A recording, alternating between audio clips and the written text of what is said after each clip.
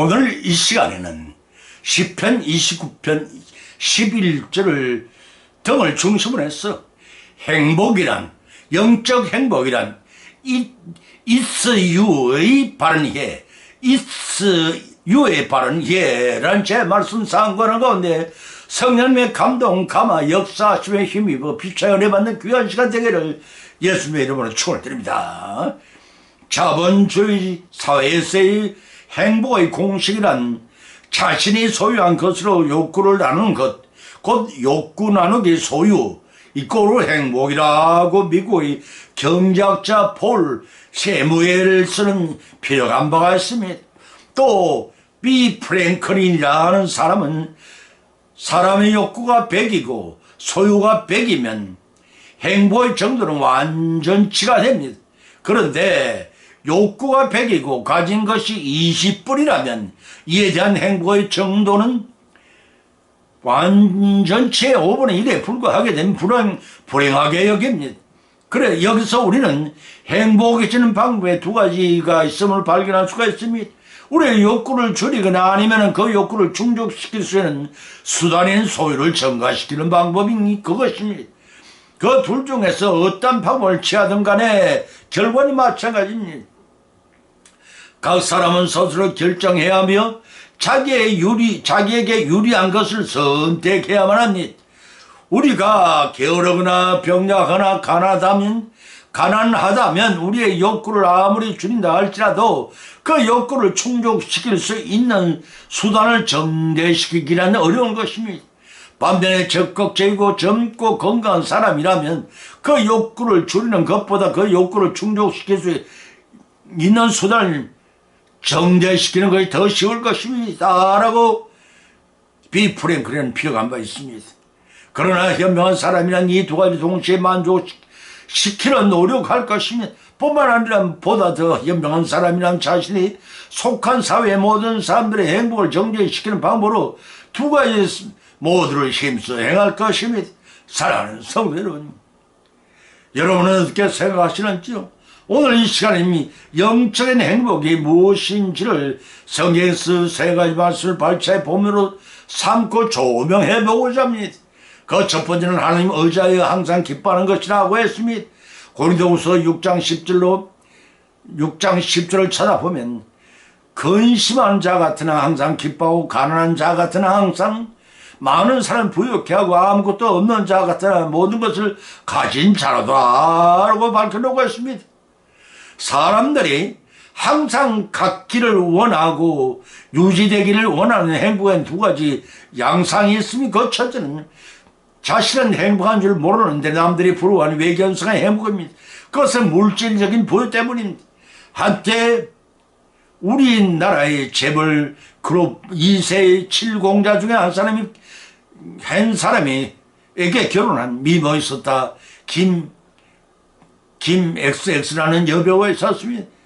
세상에 이몽은 부름이면 극치였습니다. 그런데 몇 개월이 지난 어느 날 우연히 그 여배우를 얘기해 주었던 촬영 감독이 그녀를 만나 그녀가 들어오는 얘기는 너무나 충격적이었습니다.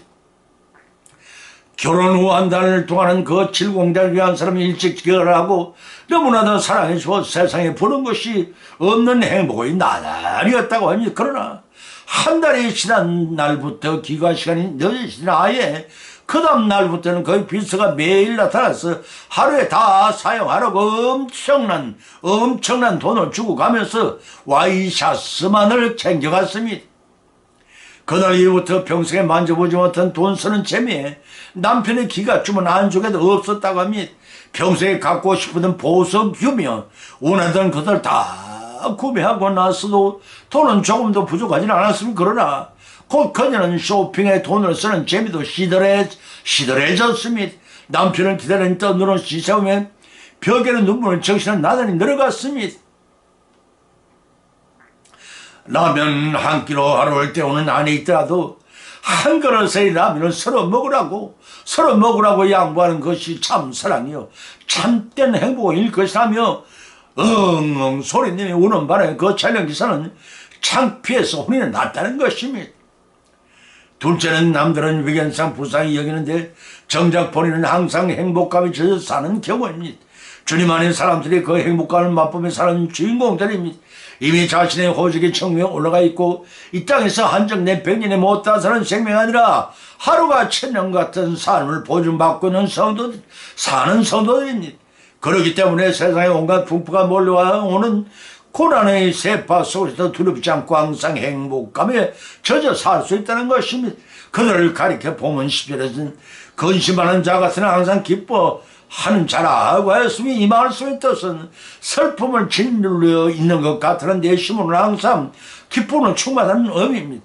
본문에 있어서 사도 바울은 끊임없는 고난과 유태인들의 불신앙과 일부 지역의 교회들의 기독교들을 박해하는 자가 하나님의 사도직을 수행하는 것에 대한 오해 등으로 근심과 염려에 짓눌려 있었지만 바울은 하나님의 사랑을 자각하고 그의 도우심을 확신하며 미래의 축복을 믿었습니다. 또한 현재의 사소한 고난이 천국 백성을 만들어 나가는 연당 과정이 곧 영성의 영광을 이룬 첩경임을 확신했기 때문에 항상 마음의 평강과 기쁨이 넘치는 생활을 할 수 있다는 것입니다. 사실 사도 바울은 부유한 가문의 출신이었습니다. 그렇지만 예수님께서 세상에 계실 때 인자는 머리 둘 곳이 없다고 말씀한 것을 거울 삼아서 그도 일생 동안 세상의 재물을 거의 소유하지 않고 살았습니다. 바울이 처음부터 가라는 것은 아니었습니다. 그러나 그는 다메섹 도상의 예수님을 만나본 이후 복음을 위해 가라는 자가 되었고 천막을 만들어 팔면서 자급자족하여 복음을 전했습니다. 그렇지만 바울은 영적으로는 항상 부유했습니다. 왜냐하면 하나님 나라의 복음을 소유했고 언제 하늘의 부르심을 받았을지라도 이미 호적의 천국에 등재된 천국 시민임을 확신했기 때문이었습니다. 그러기에 그런 천국 복음을 다른 사람들이 나눠줌으로써 복음을 받아들이는 자기도 영적으로 부유하고 행복한 자로 만들어져 갔던 것입니다. 그래서 보면 말미에서는 결론을 내리기를 아무것도 없는 자 같으나 모든 걸 가진 자라고 밝히고 있는 것입니다.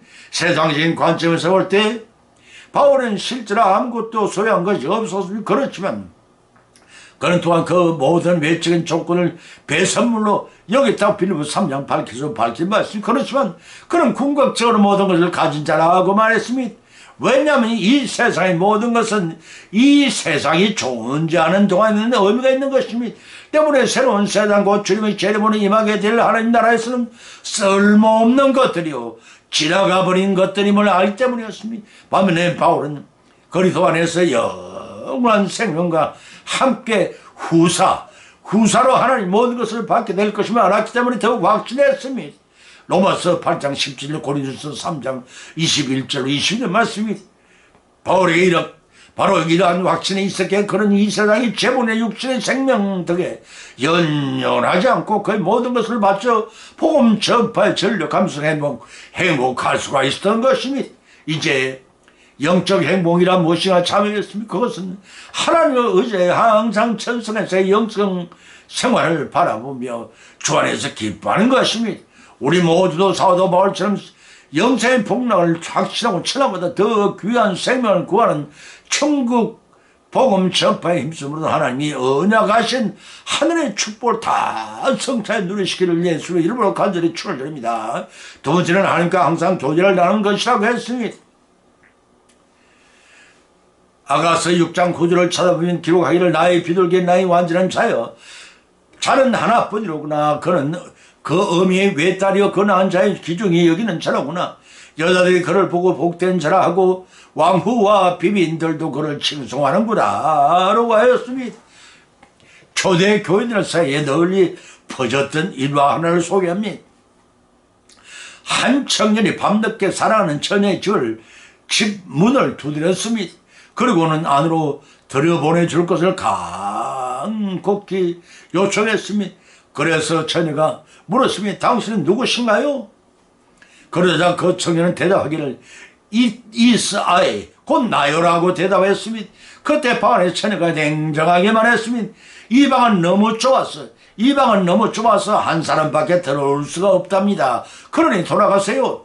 실망한 그는 슬픔을 잊기 위해 세상을 떠돌아다녔으며 그런 처녀가 자기를 왜 거절했는지를 알 수가 없었으며 한참 방황했던 처녀는 마침내 한 가지 생각이 떠올랐습니다. 어느 날 기욱한 그느 날 밤늦게 그 청년은 다시 처녀의 집에 가서 정가의 문을 두드렸습니다. 누구세요? 아래에서 처녀가 묻자 청년은 대답해 주었습니다. It's you, 곧 당신입니다 라고 했습니다. It's you, 곧 당신입니다 라고 했습니다.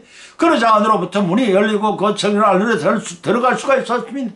사랑하는 사이는 이처럼 그와 나의 구분이 불가능한 일이며 그것이야말로 성숙된 주님과 우리들의 사랑의 모습이 아니겠습니까? 그런데 우리는 아직도 주님을 사랑한다 하면서 신랑 되시는 그리스도의 완전한 연합을 거부하고 나라는 존재를 버리지 않고 있지 않은지 돌이켜보십시다. 본문의 말씀은 신랑인 솔로몬 왕과 신부인 술람이 여인의 고귀한 사랑이 노래하고 있습니다. 사랑하는 한 쌍의 연인일지라도 종종 서로에 대한 사랑과 신뢰를 잃어버리는 가슴 아픈 경험을 할 수 있습니다. 그러한 경우 양자가 취해야 할 최선의 행동은 잃어버리는 사랑을 회복하기 위하여 겸손하면서 적극적인 실전에 뒤따른 노력을 기울여야 한다는 것입니다. 그때 자신의 잘못을 솔직하게 담백하게 인정하고 용서를 구하는 행동은 상대방의 마음에 다시금 자신을 향한 사랑을 불러일으키게 하는 기폭제가 될 것이라는 것입니다. 사무엘상 25장 33절 말씀 따라서 남편과 아내는 서로 상대를 사랑하며 또한 상대방의 자랑거리가 될 수 있도록 인격적으로 자신을 단장하기 위해 최선을 다해야 할 것입니다. 이 같은 사실은 그리스도의 신부인 성도에게 성도의 그리스도의 자랑거리가 되기에 부끄럽지 않은 많은 영적인 성경을 유지해야 합니다. 동시에 그리스도만을 자신의 자랑으로 삼는 삶을 살아야 한다는 것을 교훈하고 있습니다. 예레미야서 9장 24절, 빌립보서 3장 7절, 베드로서 전서 2장 9절 말씀. 그런데 사랑하는 성도 여러분, 지금 우리는 주님의 신부로 주님께 사랑을 받을 뿐만 아니라 세상 사람들의 칭찬을 받고 있는 것을 돌이켜보십시다. 시기와 질투의 대상일 수도 있음에도 고운 자태와 착한 심수로 왕후와 비빈들로부터 칭찬을 받았던 술람이 여인이었습니다. 솔로몬의 신부 술람이 여인처럼 여러분도 주님을 향한 사랑이 주변 사람들에게 칭찬을 들을 많은 아름다운 삶의 열매를 맺어가고 계시는지요? 마태복음 5장 15절 16절에서 예수님 말씀하시기를 사람이 등불을 켜서 말 아래 두지 아니하고 등경 위에 두나니 이러므로 집안의 모든 사람에게 비치느니라. 이같이 너희 빛을 사람에 비추게 하여 저희로 너희 착한 행실을 보고 하늘에 계신 너희 아버지께 영광을 돌리게 하라 하고 빌립보서 1장 11절에 밝게 기록하고 있습니다. 예수님께서 우리의 빛이요 영적인 신랑인데, 그렇다면 우리는 예수님의 영적인 신부로서 신랑이 기뻐하는 신부의 모습을 갖추어 나가야 할 것이 아니겠습니까? 본문을 통해 신랑이 기뻐하는 신부의 10가지 모습을 살펴본 첫째는 아가서 2장 14절을 통해 부드러운 음성이라 했습니다. 두 번째는 영적 영육간에 아름다운 얼굴이라고 했습니다. 세 번째는 아가서 4장 7절을 항상 순진하고 흠없는 모습이요. 네 번째는 아가서 4장 10절을 항상 신랑을 사랑하는 마음이요. 다섯 번째 나가서 4장 11을 통해 항상 순결함을 진리하고, 여섯 번째 나가서 6장 4절을 통해 항상 의협을 받는 은행이 있어야 하고, 일곱 번째 나가서 6장 4절을 통해 항상 주님을 향하고 고운 자태를 지니고, 여덟 번째는 아가서 6장 4절 군대와 같이 천박하지 않고 항상 이음이 있어야 하며, 아홉 번째는 아가서 6장 10절을 통해 아침 빛과 같이 뚜렷하고 말해야 하고, 열 번째는 아가서 7장 1절로 9절로 항상 사랑하는 신부로서의 모동을 갖춰야 한다는 것입니다. 사랑하는 성도 여러분, 예수님의 신부로 세상의 10가지 모습을 갖추고 계신지 또는 갖추고 가고 계시는지요? 이제 영적인 행복이란 무엇이란 자매겠습니까? 그것은 솔로몬 왕의 사랑을 받은 술람이 여인처럼 항상 수많은 비빈과 왕후에게도 비빈과 왕후에게도 시기와 질투를 받지 않고서도 하나님과 항상 교제를 나누고 사랑받는 것이니 이러한 사랑을 통해 하나님의 영원한 힘으로서 영적인 행복인 영적인 춤을 다 받고 누리시기를 예수님의 이름으로 간절히 축원드립니다. 세 번째는 하나님 주시는 평강을 항상 누리는 것이라고 했으니 빌립보서 4장 4절로 7절에서 기록하기를 주님 안에서 항상 기뻐하라. 내가 다시 말하는 기뻐하라.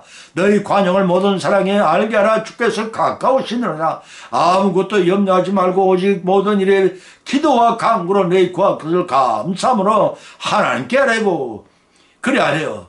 그래야면 모든 지각이 되어진 하나님이 평강이 그리스도 예수 안에서 마음과 생각을 지키시라고 시편 29편 11절 데살로니가전서 5장 11절 똑같은 말씀이 기록되어 있을 참조하시기 바랍니다. 본문의 말씀은 한마디로 요약해서 하나님의 평강이 함께하는 삶의 비결에 곧 영적인 행복에 관해서 언급하고 있습니다.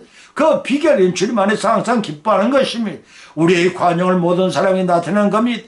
그런 삶을 살도록 은혜를 내려주시는 하나님께 감사한 마음으로 기도해야만 합니다.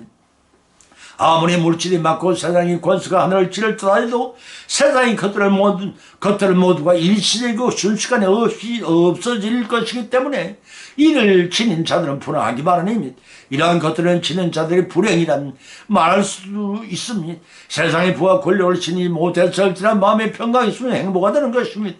본문에 왔은 4절로 7절을 통해 성경은 하나님의 평강이 성도들에게 어떤 영향을 주는지 7가지를 발췌해보면 첫째는 마음의 거신과 두려움이 없게 하신다고 했으니 두번째는 믿음 안에서 소망이 넘치게 하시고 세 번째는 성도들을 주 안에서 하나로 연합하게 하시며 네 번째는 성도들이 마음과 생각을 지키시며 다섯 번째는 감사하는 생활을 하게 하시며 여섯 번째는 거룩하게 하시고 일곱 번째는 때마다 일마다 평강을 주신다고 데살로니가후서 3장 16절 기록하십니다. 이런 평강을 다 받고 누리시기를 예수님 이름으로 축원드립니다. 오늘 본 말씀 4절로 7절을 통해서 사도 바울이 빌립보 교인들을 향한 권고의 말로서 베드로전서 3장 10절에서 기록하기를 오직 네가 그리스도 고난에 참여하는 것으로 즐거워하라. 이는 그 영광을 나타냈을 때도 즐거워 기뻐하려 함이라고 밝혀만 있는데 그래서 본문 4절 기록하기를 주 안에서 항상 기뻐라. 기뻐하라. 내가 다시 말하는 기뻐하라. 거듭 강조하고 있습니다. 이는 사도 바울은 빌립보 교인들에게 주 안에 기뻐하는 덕을 세울 것을 건면하고 일시적으로 기뻐하는 삶이 아니라 어떠한 상황에 처할지라도 서로 항상 기뻐하는 말입니다. 당시에 사도 바울은 감옥에 갇혀있는 고난 속에서 기뻐하는 생활을 했다고 사도행전 16, 19절 25절 기록된 바 있습니다. 연속적으로 두 번 반복하고 있는데 어떤 이들은 고난과 불행 중에 어찌 기뻐할 수 있겠냐. 어떤 이들은 고난과 불행 중에 어찌 기뻐할 수 있겠냐 반문했습니다. 주 안에서 항상 기뻐하는 본문의 핵심 주제를 반복한 것은 일시적으로 하지 말고 시속적으로 하는 말입니다. 그래서 본문 5절에서는 너희 관용을 모든 사람에게 알게 하라. 주께서 가까우시라고 하였으니 이 말씀은 성도들이 관용의 자수로 살아갈 이유입니다. 다시 말해서 바울은 하나님의 은총을 실제 가능한 관용에 대한 요구로서 그리스도의 재림을 부각함으로써 성도들이 관용의 자세를 가져야 할 당위성을 제시하고 있습니다. 주님이 재림할 때는 선악간에 사람들의 모든 행위가 낱낱이 드러날 것이기 때문에 고린도후서 5장 10절의 말씀이 그리스도의 재림이 가까운 줄을 믿고 대변하는 성도들 모든 박해를 인내하며 다른 사람들에게 관대함을 이뤄서는 안 됩니다. 그래서 때문에 본문 6절에서는 아무것도 염려하지 말고 감사함으로 함께 하리라고 했던 것입니다. 이를 믿고 드리는 기도는 범사의 형통함을 주신다는 뜻에 따라서 본문 7절에서 그리스도 안에서 모든 지각이 되는 하나님의 평강이 그리스도 예수 안에서 너희 마음과 생각을 지키시라고 하였던 것입니다. 여기서 지각에 뛰어난 하나님 평강이라는 사람이 이해할 수 있는 이상의 것이라는 뜻으로서 하나님의 평강이 인간의 스스로 힘을 경험할 수 없는 것입니다. 전적으로 하나님의 은혜의 결과로 주어지는 하나님의 선물입니다. 이런 하나님의 평강은 일시적이고 외적인 세상의 평화는 대조되는 개념으로서 하나님께로부터 와서 성도의 마음에 깃들이는 내적인 평화 로마서 1장 11절로서 염려와 해독제이자 자기 기쁨이 반려가 됨으로써 그리스도 예수 안에서 내 마음과 생각을 지키시라고 결론을 내리고 있는 것입니다. 여기서 중요한 사실은 이러한 평강은 그리스도 예수 안에서 신비한 연합을 이룬 자에게만 임하는 특별한 하나님의 선물인 것입니다. 이제 영적인 행복의 의미가 무엇인가 자명했으면 그것은 하나님이 주시는 평강을 항상 누리도록 하라는 것입니다. 알고 세상의 환난과 고통 속에서 어려움을 겪을지라도 하나님의 주시는 평강을 얻고 누리시는 저와 여러분이 되시기를 예수님으로 간절히 축원드립니다. 결론 맺습니다. 오늘 영적 행복에는 It's you의 바른 이해란 제 말씀을 들은 상고하는 가운데 피처의 성령의 감동 감화 역사하시고 힘과 믿음이 은혜를 받았고 또한 세 가지 교훈을 받은 줄 압니다. 그 첫 번째 영적인 축복의 의미는 함께 하시는 하나님을 의지하는 주 안에서 항상 기뻐하는 생활을 하는 것입니다. 두 번째는 영적인 축복의 의미는 함께 하시는 하나님과 항상 교제하는 생활을 하는 것입니다. 세 번째는 영적인 축복의 의미는 함께 하시는 하나님부터 항상 주시는 평강을 누리는 생활을 하는 것입니다. 이상한 이 세 가지 말씀 교훈으로 받는 것을 거치지 마십시다. 받은 교훈의 말씀으로 신생활 가운데 신성을 적용케 하신 성령의 역사하시고 힘입어 나단의 믿음이 성숙되 예비하시는 하늘의 복을 다 받고 누리시기를 예수님의 이름으로 간절히 축원드립니다. 찬송가 292장을 올립니다.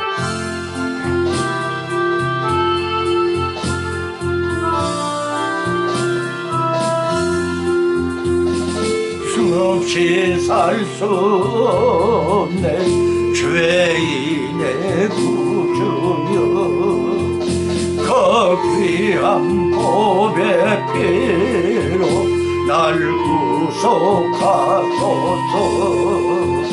구주의 사랑으로 얼리신 보혈이 내 소망 나의 외로 내 영광 됩니다.